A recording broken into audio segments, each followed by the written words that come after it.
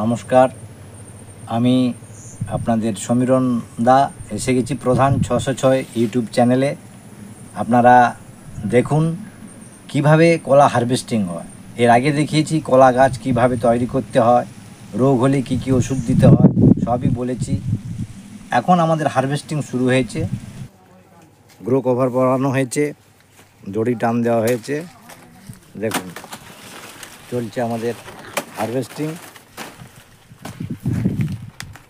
এই দেখুন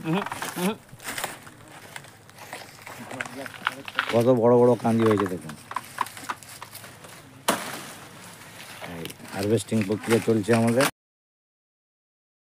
আমাদের এই বাগান থেকে কলা হারভেস্টিং চলছে। যে কেটে আনছে কিঙ্কর।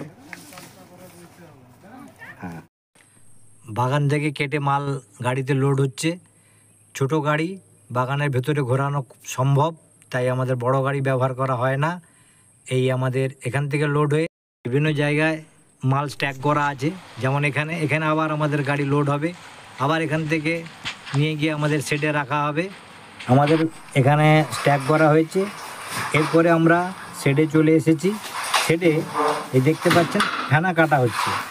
ফেনা কাটা হয়ে এরপরে যাতে এমনভাবে ফেনাগুলো রাখবেন আঠা যাবে, একটা কলার উপরে একটা কলা আঠা না লাগে, তাহলে এটা দাগ হয়ে যাবে, পাকাতে অসুবিধা হবে। সুন্দরভাবে দেখছেন আপনারা সাজিয়ে রাখা হয়েছে। এরপরে আমাদের ক্যারেট হবে, ওজন হবে।